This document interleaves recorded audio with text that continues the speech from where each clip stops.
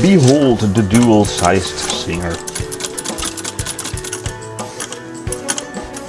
Actually, you have the full-size model 66 and this 3/4 size model 99.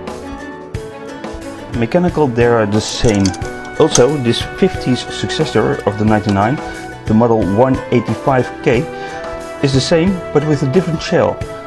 Both the 99 and the 185 are the shortened versions of the 66.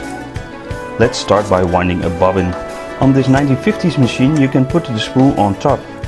Use this hook left and the guard thing on the bed towards the bobbin winder on the top. Slide the bobbin on the bobbin winder and press the unit towards the machine.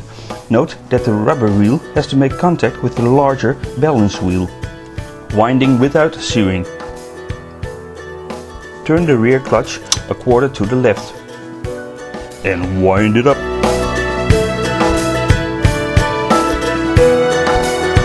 Not every bobbin winder is like this, which is in fact a non-showstopper, so keep an eye on the bobbin. Cut the thread, remove the bobbin from the pin and turn the clutch plate a quarter to the right to start sewing soon. The system looks like a 201, but it is different to a 201. The so-called race moves from left to right and right to left. It's like a Model 15, but not vertical but horizontally placed.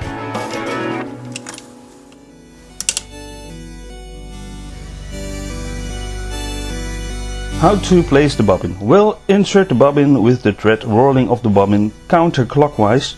Take the end of the thread and place it on the edge of the groove. Move the thread you are holding diagonally away until the thread catches the invisible hole and the thread starts moving more freely. Before threading the top thread, take a moment for the needle. The flat side needs to face inwards. Notice the groove in which the needle sits. And the top thread from spool to needle.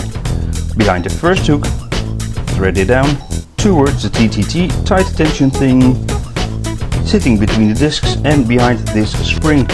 Pull the thread slightly so the spring will catch the thread. A short distance left under this hook and up to the arm. Through the little hole, right to left, then down. Slide the thread behind the faceplate hook, just above the needle, behind this hook, towards the needle. Pull it through the needle, from the outside to the inside. The last hook is a big giveaway. The location of the hook tells you from which side the thread needs to go through the needle.